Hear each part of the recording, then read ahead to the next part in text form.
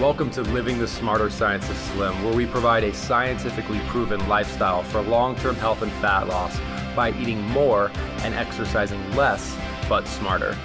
Eat smarter, exercise smarter, live better. I am so ready for that. Hey everyone, Jonathan Bailor here with another bonus Smarter Science of Slim podcast. Really excited about today's show. Know we're going to have some great energy, some great information, and some great practicality because we have with us none other than the meal makeover moms, Janice Newell Bissex and Liz Weiss, also the authors of No Wine with Dinner, a wonderfully titled books, also the hosts of the Cooking with the Moms podcast, and soon to be the providers of the Meal Makeovers app. Janice and Liz, welcome to the show. Thanks, Jonathan. Thanks for having us. Well, Janice and Liz, just to get started, I really want to dig into your story because I think a lot of our listeners, and the thing that attracted me to your work in the first place was your story and your just overall approach. What got you to where you are today from a nutrition, cooking, and practicality perspective? Well, we're known as the Meal Makeover Moms, and we're registered dietitians. And for years, we were hearing from fellow moms, on the playground about their struggles feeding their kids a healthy diet. And this was around the early, what year was this, Janice? 2000 or 2000. So, when our kids were on the younger side. And, when you hang out on the playground and people find out you're a dietitian, you become very popular and they want to know, how do I get out of the chicken nugget rut or the mac and cheese rut? And so we would, Janice and I as dietitian friends just got to talking and we said, we need to do a cookbook and we need to start giving moms guidance on how to feed their kids a healthy diet that they're still going to be happy eating and picky eaters, great eaters, you name it. We just wanted to give them good nutrition. I love it. Well, and I can imagine that it's, for me, in my experience as well, this is such, empowering moms I found is just such an important component because more often than not, the mother is really like the health CEO of the household. She's the one who oftentimes may even not pay attention to her health because she's so concerned with everyone else's health. So really making sure that she's equipped with the most practical and most proper information around diet and nutrition can really change lives, can it not? Definitely. I mean, that's very important. And you also need to give moms the tools, not just the knowledge of, okay, these foods are healthy, but you need to give them recipes. This is how you can get dinner on the table in 20 minutes so that it's not overwhelming for them. So that's what we try to do as we develop recipes. We try to think, okay, nobody wants to very few people want to spend 2 hours preparing dinner every night. So we try to streamline things and make it easy for moms. Well, and Janice and Liz, what have you found to be really the keys to enabling an individual, especially moms, to both from a cost and a time perspective, provide those meals? Are there some key principles you follow, or how would you guide mothers on a general level? One of the things we like to talk to moms about is convenience foods, but choosing them wisely. And I'll give you just a few examples. You can go into the grocery store and you can buy a can of beans for $1 or less. And there's so much you can do with beans that bring great nutrition to the family dinner table. And it's inexpensive and it's good. It's very nutritious. You can buy other convenience foods. Shredded cheese. Yeah, cheeses that are already shredded for you. Because, and if they're on sale, even better. So these are all little shortcuts. Salsa. I was just at Trader Joe's the other day, and they have an awesome fire-roasted, low-sodium salsa that is just out of this world. A lot of salsas are salty. A lot of convenience foods can be salty. So you got to read labels. But there's so many convenience foods that can get you to the dinner table quickly without breaking the bank. And certainly, I don't know too many people who make salsa from scratch, but you certainly could do it if you wanted to. But if you need that quick convenience, it's out there. You just have to be a little bit of a supermarket sleuth, to find the best products possible. I love the idea of not, because I think so often people equate healthy eating with it's automatically going to be more expensive and it's automatically going to be more difficult. But what you said, which is spot on, is if you approach this, if you're given the correct tools, you can have convenience food. It's just a different kind of convenience food. An example, one thing I've really been enjoying recently is hard-boiled eggs. Like you boil a bunch of eggs over the weekend, and you're hungry. There's an egg. You maybe even pre-peel them while you're watching television or something. Right. And you just reach in when you have that food available to you, ready. You cook in bulk. You've got some frozen vegetables. It's just as easy to grab a boiled egg as it is to grab a bag of potato chips, is it not? That is definitely true. And Jonathan, do you boil your eggs or do you bake them? I've never actually baked an egg. How do I do that? Yeah, no, I tried that this weekend for the first time because a fellow RD said that registered dietitian. She bakes her eggs, and you get a 12-cup muffin tin, and you put an egg in each one, put it in the oven, 325. I think it was for 20 minutes. Maybe it was 25. And my daughter ate one after she went running on Saturday, and she said, easy to peel, really nice. Oh, good. So that was, and we love, in fact, that's what we're going to have for lunch today. We're going to have egg salad made with those hard-cooked eggs. And when we make egg salad, in fact, it's funny you mentioned the hard-boiled eggs, because I was just going to say to Janice today, hey, we should do a blog post on how to hard-cook eggs, because, you could bake them or you could do it stovetop, and if you cook them too long, you get this nasty green ring around the yolk. It's not pretty to look at, and if you have a kid who might be on the picky side, you certainly don't want that green ring. But when we make egg salad, we use canola-based, expeller-pressed canola-based mayonnaise. We added a shredded carrot to it to boost the fiber and the vitamin A. You can even take an all-natural bacon, cook that up. You can make bacon in the oven too.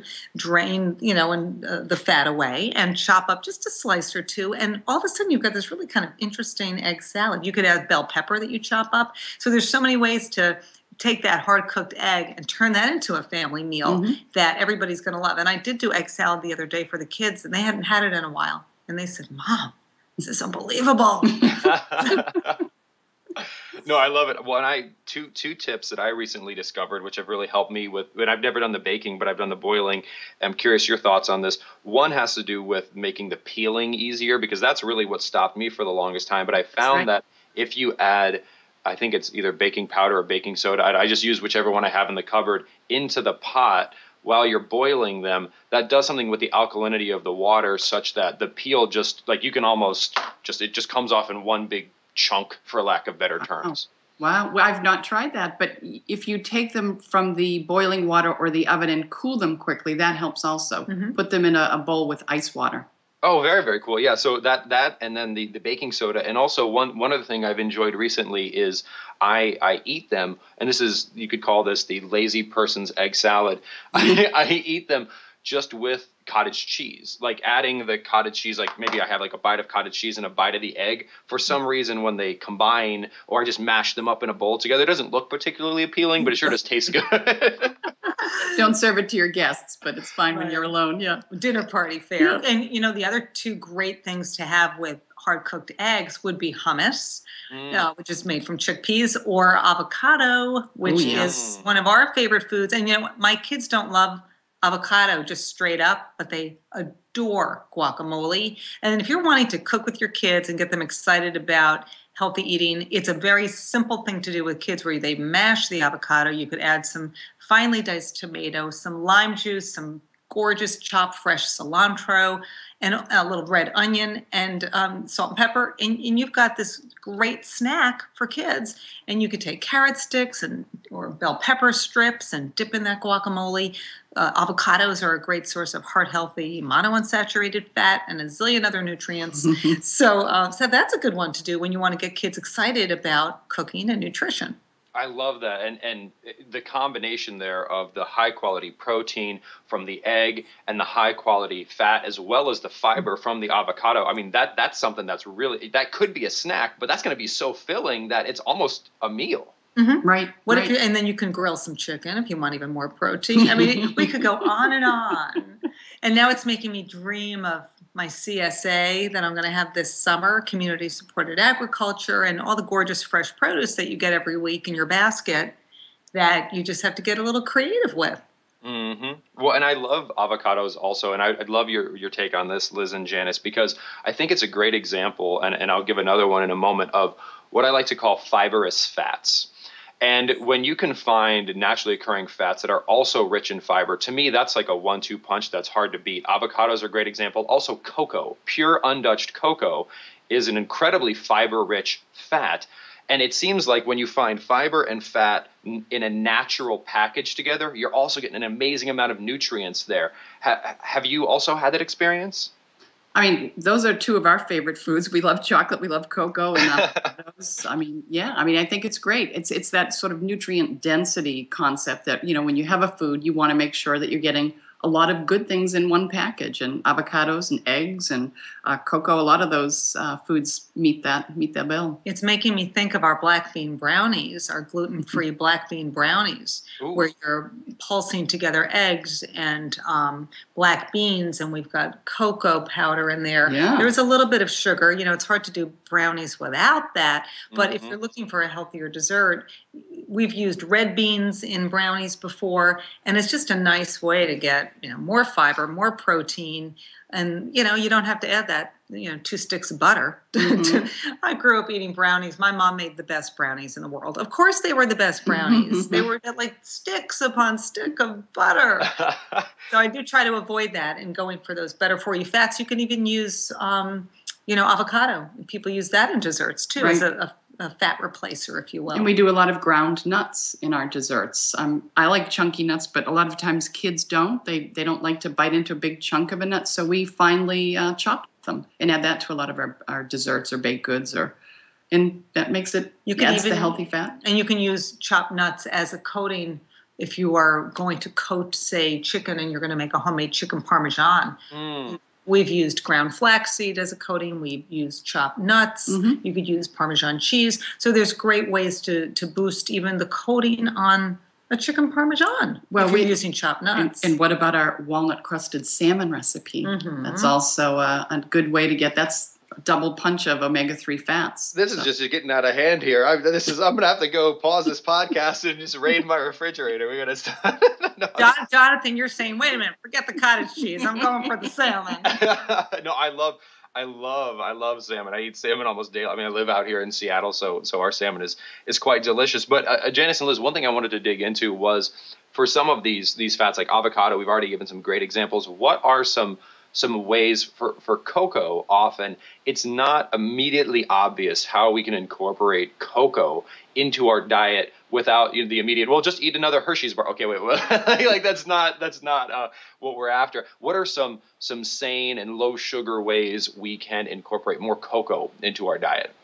I'm dreaming right now of a smoothie made with low-fat milk, whether you're a soy milk or a cow's milk or an almond milk, whatever, you know, a low-fat milk or full fat if that's the direction you're going in, some peanut butter, some cocoa powder, some banana. That would be a really yummy smoothie where you could incorporate some of that cocoa powder. Get that chocolatey hit. I like it. What I found for me, that's just for me personally, that the intentional incorporation of cocoa into my diet was such an important breakthrough because I have a profound sweet tooth. My whole family does. And it's not because I eat sugar and then that triggers this cycle. Like I actually don't eat any sugar almost in any form. I mean, of course there's going to be some incidental sugar in vegetables, but it's just something in my brain occasionally crave sweets. But when I eat cocoa, that actually triggers the dopamine response, which I believe the sweeteners normally would, and I'm good. And I didn't have to take in any sugar to get that enjoyment that I typically would need sugar for. Have you ever used cocoa, Jonathan, to make sort of a mole sauce with some chilies? And have you ever done that? So it's my podcast co-host, Carrie Brown, who's a former pastry chef. She describes the way I cook as more of assembly. So anything that requires more than like take A, B, and C and combine them in a bowl, I have not done, sadly. But that sounds delicious. I've had mole sauce. I love it. Okay. He's like, I'm going to go to Mexico for that. Thank you. Well, no. How would one do that? I also have a Vitamix blender, and if that would help, I would use that as well. Oh, wow. You know what you could do in your Vitamix? I haven't done this, but you could pulverize together pecans and ice. And that would make a pecan ice cream. And then you could add some cocoa powder to that to give it a little chocolatey hint. Ooh. And that would be delicious. Wow. I like that. We're going to fly to Seattle, Jonathan, and we're going to cook with you. I would love it. You have an open invitation. We will video record the whole thing, and it will be wonderful. I'll be out there in June. Maybe I'll take you up on that. Oh, please. I've actually written down a note to follow up with you after we finish recording. I love it. So, but speaking of the Vitamix and ice cream, that's actually something I want to dig into more because I've been doing some experimentation there. I haven't perfected it yet, but I've been shocked. And again, this is probably not going to taste good to most people. I've been eating a little bit differently for so long that my tastes have changed pretty substantially. But I do something as simple, and I'm hoping you could maybe make this even more delicious here on the spot, as taking pure undutched cocoa powder, put it in the Vitamix with some guar gum to thicken and some xylitol to sweeten. And I just add some water, and then I blend that up just so it's all mixed up. And then I just throw a bunch of ice in there and maybe some cinnamon. And for me personally, it creates this delicious chocolate sorbet. Some other individuals may like it a little bit sweeter, but I'm to the point where just so little sweetness actually seems like a lot of sweetness for me. But what else could we do in that space? I'm feeling the nut love there. A little, some walnuts or pecans might be nice. Right. I don't know. Are you doing the fruit thing? Some mango, or add a little bit of frozen mango, or blueberry, or banana, or even like maybe a strawberry too, because like the chocolate covered strawberry kind of vibe. I like raspberry with chocolate. That's a nice combo. But blueberry and chocolate, surprisingly, you'd be surprised. That's a really nice combo. Yeah, that's my daughter's favorite. She likes blueberry smoothies. We add a little cocoa, a little frozen blueberries, and she loves that. And a little peanut butter too. She just wants peanut butter in all her smoothies. Well, I love that, and I wonder if you could basically tell me what you think about this. Could you essentially, with some experimentation, take any but most smoothie recipes, just drop the water content a little bit and use, if you have a Vitamix, they give you this little plunger, which you can kind of enable the Vitamix to blend things which may not normally blend because you got to kind of push them down into the blade. Make sure you don't use, make sure you have the proper tools before you do this. Don't use your hand to push stuff down into the blade. But it seems like if you've got a smoothie recipe, in short, you have a sorbet / ice cream recipe. You just need to reduce the amount of liquid. Oh, absolutely. Yeah. And it's more like a slushy if you add a little less liquid. Yep. And and to be clear, folks, it's going to be a little bit more like a soft serve ice cream, I would imagine, for the listeners here. Like, don't expect it to be like a traditional carton ice cream, but we all like soft serve ice cream. So if we can make that healthy and delicious, that's good too. Sure. That's right. Well, I think you're golden. You're in good shape here. No, I appreciate that. But I want to get back, Liz and Janice, to our idea of cost and convenience, because we didn't really touch too much on the cost aspect. But it seems like there is this dogma, which is just mathematically not true. Like we can do healthy shopping and we can blog post about it and we can show, like, look, this costs just as much, if not less, than if I bought a bunch of packaged stuff. How do you help individuals with eating healthfully but not breaking the bank? There are a lot of strategies. Number one, I mean, I personally look at the circulars, the sales circulars for supermarkets to see what's on sale that week. And I'll stock up on things that are on sale, canned beans, things like that for my pantry, and plan my menu around what's on sale. You can buy in bulk. But, people need to remember that if you're cooking at home, you're saving money. I mean, eating out even a couple of times a week really adds a lot to your overall food costs. So if you bring it home, you use real foods, and you will end up saving money, even though you might say, oh, well, this is a little bit more expensive because it's, I don't know, an organic spinach or whatever, and it's an extra $1. If you really look at it closely, I mean, carrots, you can buy carrots for 99 cents for a pound of carrots. There are all sorts of good items in the fruit and vegetable department. And again, I buy my meats when they're on sale. So if there are boneless, skinless chicken thighs on sale, I'll say, oh, let's do that recipe, from our book using the thighs.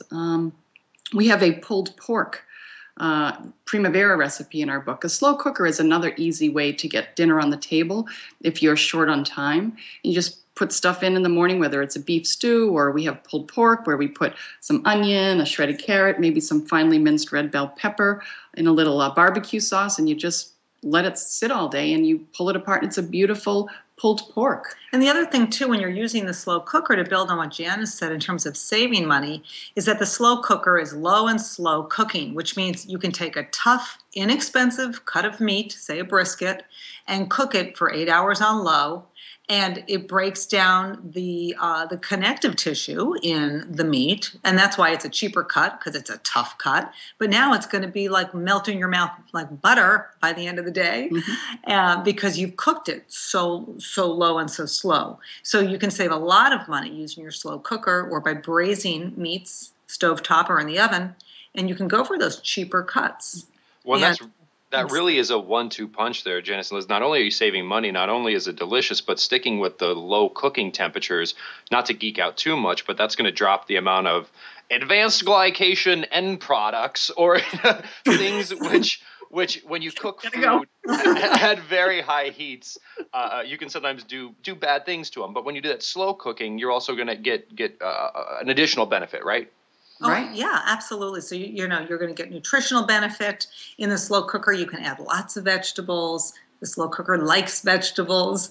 And even if you're doing a beef stew, Janice had alluded to, you could, right at the end of it, you could add some frozen petite peas that you thaw out. I love keeping the freezer stocked with organic vegetables, and my kids love frozen peas and corn and spinach, and so you can stock up on those. And like Janice said, if they're on sale or you find a coupon somewhere, the other way to save money at the market is to go for the generic brands, the in-store brands. It's often made, you might, for example, I'm just trying to think of a in-store brand of a salsa. We were talking about salsa before, and it might be really a national brand that just private labeled it for the supermarket, and you're going to save that way as well. So just read labels and get the best one out there.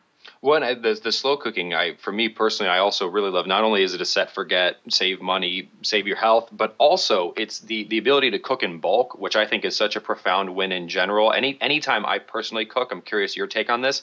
I cook for now, and I cook for the freezer. Like I literally, if I'm going to spend time cooking, you better believe that I'm going to get at least 2 meals, if not dramatically more. And what's cool about this is, if you want, you often end up only cooking like every other day or every 3 days, because when you do cook, you've got this backlog of stuff in your freezer, and then you can just bring it back, and it's glorious. Right. I mean, Liz sometimes teases me and says I'm the queen of vat cooking. Again, if I'm going to cook, I'm going to make a big quantity, partly because I have a lot of friends that stop by for dinner and I entertain a lot, but partly because I do want to put it in the freezer. So on those nights that you don't have time and you come home and it's 5 or 6 o'clock at night, you can just, look at the freezer and pull something out. Right. And it's making me think of this minestrone soup that we have in our cookbook, No Wine with Dinner. It's a favorite with my kids, and it calls for cannellini beans and sautéed zucchini and carrots and onions. It's just gorgeous, and you could easily double that kind of a recipe and freeze it, or just have it the next night, or put it in your kid's lunchbox in a thermos the next day. And so instead of making all that effort just for one meal, you've got 2 meals. And the key is to label and put the date on. When you put things in the freezer, Jonathan, as we know, 3 years later, you pull this bizarre freezer burned item out of there, and you're like, what is that? So label, because you'll lose money if you start losing control of what's in your freezer.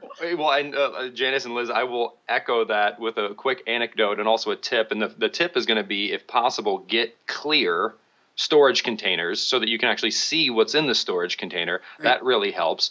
And then if you don't do that, you may have something like the following happen. So we are very let's say cost sensitive here. I'm very, very conservative with how I spend money, and we reuse cottage cheese containers. So we go shop at Costco and we get these big cottage cheese containers, and they're wonderful containers, and I save them and I use them as you would use any sort of Tupperware container. The problem, though, is that I have so many now, and I use them almost exclusively, that I do all this cooking on the weekends, and I just put everything in cottage cheese containers. And I opened the fridge, and 3 weeks ago or so, my wife was like, Jonathan, where is the, X, whatever. And I was like, honey, it's in the cottage cheese container. And she opened the fridge, and she was like, so you could have just said, like, it's in the fridge, because I have no idea. Then we had to open like 20 cottage cheese containers. So yeah, labeling and clear containers definitely helps. Yeah, definitely. Buy a Sharpie, for Christmas. I want a Sharpie, honey. Oh, I love it. And you mentioned something earlier, Janice and Liz, about saving money just by cooking at home. And another great distinction here, which is I often think that sometimes we don't consciously recognize how this is going to sound funny, but how valuable saving money is. Let me give a quick example. If cooking at home allows you to save $400 a week on food, which is not, if you're buying Starbucks and you're buying all these other packaged processed foods and eating out, that's pretty conservative, especially if you're feeding a family. If you save $400 a week, and that takes you, let's say, 4 hours worth of cooking, right? You're essentially getting paid $130 an hour to cook. I like that. because you have to remember, one, you avoiding $400, like to make $400, you actually need to make like $600 because there's taxes, right? So if you avoid spending, you're avoiding spending money after taxes. So you automatically got to tack on an additional 30%. Then just divide the money you saved by the hours you spent, and you essentially got paid $130 an hour to cook. That's a pretty daggone good hourly rate. I'll take that. I like Were you a that. finance major in college? No, I was actually an economics major, so yes. All right. I love it. No, it is amazing how much money you can save. And the other thing when you're cooking at home is that even though you might think, oh, gee, I had to go buy all this food and I could, it's expensive. Well, we've just already talked about how you save money. We've proved you save money, but you also are now buying better nutrition. And so all these foods you've purchased are nutrient dense. So every time you take a bite, you've taken a bite, it's cost money for that food, but now you have all these nutrients per bite. If you're just eating empty calorie foods, processed foods, convenience, fast food, you're not getting a lot of nutrients per bite. So you might pay a few pennies less, but what are you getting? And when you're feeding your family and you're really laying the foundations of good nutrition for your kids and you're role modeling all those good eating habits, now's the time. We always tell parents this, to establish those good eating habits so that your kids will start craving all the good for you foods. I remember one night making dinner, I was rushing around, and my son Simon said to me, Mom, can I have a vegetable here? Because there was nothing green on his plate. I think I might have had edamame or something on there, and he was not thinking, well, that's green actually, but he wanted like something salady or bright colored. And Yep. so it's like you want them to crave it. That's the beauty of establishing those good eating habits early on. Right.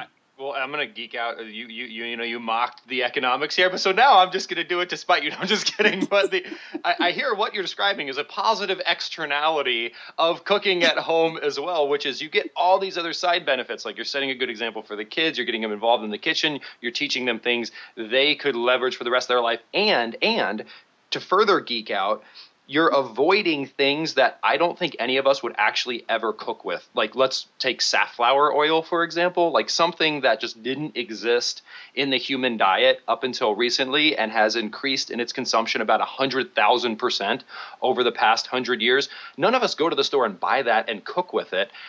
But if you go to a restaurant, they do, because it's very inexpensive and you buy it in gallon drums and it's very, very bad for health. So you're also going to avoid these synthetic things. You would never put them in food, but when you eat out, they absolutely do. And what about the sodium? When you eat out, you have no control over how much sodium that chef or cook is adding in the back kitchen. And I will tell you, it is so much higher than what you would do at home. And I know a lot of consumers do try at home to cut back on sodium. So they add less salt to their cooking and they're using more herbs and spices and they're getting creative. But if you go out to eat or you rely on packaged foods, that's when it starts to add up. And you really, we all need sodium in our diets, sure, but we don't need gobs of it. And so eating at home just has so many great benefits, not to mention it's a little quieter. You go to a restaurant, it's hard to have a conversation with your kids. It's so chaotic. So it's nice to sit around the table and have those conversations. And one more thing, we talk about the cost of eating out or eating at home, but when you look at the long-term costs with regard to your health, that's another thing that you have to factor in too. If you're eating at home and cooking with real food, you will have better health down the line and won't spend so much money at the doctor's office. That's exactly right. That's exactly right. And when we talk about eating at home, that seems like that is a gradual, one of many gradual steps we could take. And I think that concept of gradual steps is so important. So what I'm wondering, Janice and Liz, is I think oftentimes, especially if we're busy parents, this concept of where I'm at now, and then I just need to go to like healthy eating, and there's this chasm in between, and I don't even try. What are some gradual steps, like step 1, step 2, step 3 of like, do this first and really don't worry about this at the beginning, but gradually, what would you recommend there? I would say start slowly. It's funny because we had a mom who sent us a message on Facebook just yesterday, and she said, my son, this is opposite from what we usually hear, my son is losing weight. He's a teenager, and he's just not eating enough. And we just grab fast food, and we're on the go. And so clearly, while most people are gaining weight, this child is losing weight. And I said, if you want to start making positive changes, do it slowly and start with every week menu planning. Sit with your son, go to our website, mealmakeovermoms.com, and go to our recipe index. And you and your son sit and look through the index and pick out a breakfast, a lunch, and a dinner recipe to try that week. Something that appeals to both of you.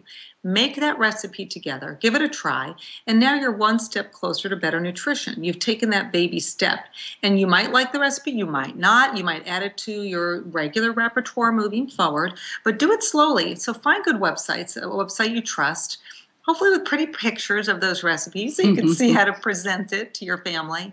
And as Janice was sort of alluding to before, go with the real foods. And I know you're obviously all over that, Jonathan. Get away from the packaged stuff.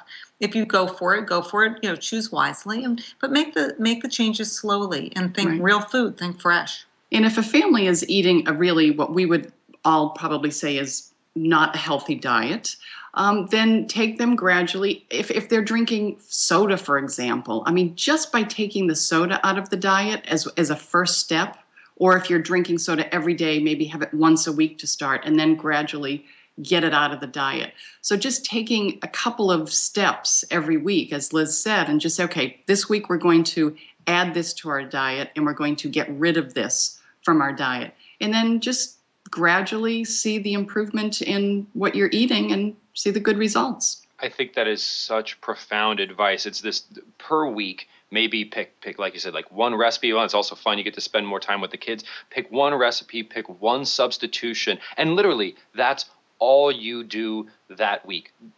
Like you have to, because what we want you to do is we want you to start having those small victories. And as you start to have them, you start to gain momentum, and you start to gain momentum, and you start to gain momentum. It's just like if you wanted to run a marathon, you wouldn't go outside and try to run 26 miles on day one. Great analogy. Run a little bit more. And the good news though is that you'll look back after a year and you've made 52 of these little changes, and you'll be like, oh my goodness, you won't even believe where you're at. But if you try to go there too quickly, that's the easiest way to derail yourself, right? Oh, it's so true. And, I was just thinking when my younger son was in kindergarten, he had this friend who the mom, said, my son is so picky. He's the pickiest eater. He won't eat vegetables. So, of course, I'm like, I'm getting my hands on this kid. So he comes over for the play date, and I'm giving the kids lunch, and Simon and I were eating edamame. So I took the edamame in the pod, I boiled them for a few minutes, and then I drizzled with extra virgin olive oil and a little bit of kosher salt. And Simon and I were popping those edamame beans out and eating edamame, and his little buddy was like, what are you eating? I said, oh, gee, well, I don't really have enough to share, but I guess I'll share with you. So I start sharing with him, and this child he doesn't realize I'm eating a vegetable. Mm-hmm. And he loved these edamame. And then his mom emailed me. She said, Josh wanted me to go buy this food that you gave him today, but he doesn't even know how to say it. I said, oh, that was edamame. And then from there, this child started to expand his horizons because he had that little success and realized, hey, I do like a green vegetable. Aha. So you have to just take the plunge and be playful. Have fun with it. If you get too strict and say, you must eat this, then of course you're going to get pushback. But have fun with it, make a game of it, and the kids will eventually get used to it, and they'll love it. Janice and Liz, I love it. And you mentioned something there in one of your tips, which was, find a website, sit down per week. And I would give one additional piece of advice there, and it is look for websites like Janice and Liz's website, mealmakeovermoms.com, that have one key characteristic, and that is there is a vibe of love in the website, because there's so many recipes, quote unquote recipes, on the internet, which are not actually, I would be surprised if they were actually ever cooked by the person posting them. So go to a website such as Meal Makeover Moms and find individuals such as Janice and Liz who clearly care about what they're doing, that clearly have a deeper mission around what they're doing, and clearly have a holistic approach to this. They're not just cranking out recipes, they're cranking out experiences and health. And find those resources and leverage those, because if you pick the wrong recipes, then you try this and you're like, well, this is a hopeless effort. I failed. No, you likely didn't fail. It was likely a bad recipe. And, you know, and we do test our recipes over and over, sometimes to the point where we're pulling our hair out. Well, of course, we wear hairnets in the kitchen, of course, but, you know, we are dietitians after all. And but we do test a lot because we don't like to be criticized, Jonathan. And that's our worst fear in life, that somebody will send us an email and say, hey, ladies, that didn't work. And we want our, you know, we always test it out on the kids. And we have 4 kids between us. I have 2 boys. She has 2 girls. And so we do put a lot of TLC into each recipe because we want families to be successful and to say, you know what, good nutrition, that's what it's all about, you know? Well, that's absolutely right. And folks, if you like what you hear, which I can't imagine you're not, because Janice and Liz are just spectacular individuals here, please go check out mealmakeovermoms.com. Also check out their blog there, just an amazing amount of free content. And then, of course, be kind, support what they're doing. Grab a copy of No Wine with Dinner. It's a wonderful resource. Check out their Cooking with the Moms podcast while you're up on iTunes getting your Smarter Science of Slim fix. And then also be on the lookout for their new Meal Makeover app, which I can imagine is going to be awesome. It's going to be chock full of great recipes. And when you're in the supermarket, you're thinking, oh my gosh, pork's on sale. Didn't Janice and Liz mention that pork primavera in the slow cooker? Oh, here it is on my app. And then you're good to go. I love it. I love it. Well, Janice and Liz, thank you so much for sharing. This literally was, we talk about nutrient-dense food. This was a freaking nutrient-dense podcast. Like, we have to listen to this a couple times to extract all of the tidbits of wisdom that you shared. So I really appreciate it. And we really appreciate your insights on the show, and certainly hope we can have you back. Well, it's great being here. Thank you. Thanks, Jonathan. Thank you, Janice and Liz. And everyone who's listening, I hope you enjoyed the show as much as I did. And remember, this week and every week after, you can eat more and exercise less as long as you do that smarter. Talk with you soon. Wait, don't stop listening yet. If you like the podcast and if there's other ways we can help you, please join us in the Smarter Science of Slim support group, which is freely available at the Smarter Science of Slim website, smarterscienceofslim.com. There you'll find all kinds of free recipes and success stories and just all kinds of fun stuff, like how to help your kids go sane and just great community content. And just one last thing before you go, if you wouldn't mind heading over to iTunes and up onto Amazon.com and leaving us a review, and then going over to Facebook and liking us, we would hugely appreciate it.